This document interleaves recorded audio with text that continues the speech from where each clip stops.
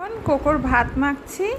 আর ওই যে কোকো আমার ভদ্র ছেলে হয়ে হাতের ওপর হাত দিয়ে বসে বসে দেখছে যে মাম্মাম ভাত মাখছে আর মাংসের সঙ্গে ডিম সেদ্ধ। আর আজকে রাত্রির 12টার পরে কিন্তু কোকো সোনা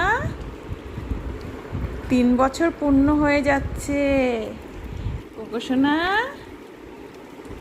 তোমার কত বছর বয়স হলো? 3 ইয়ার্স কমপ্লিট হয়ে যাচ্ছে। আর এই যে আমার কোকো সোনার ভাত মাখা হয়ে গেছে, রেডি।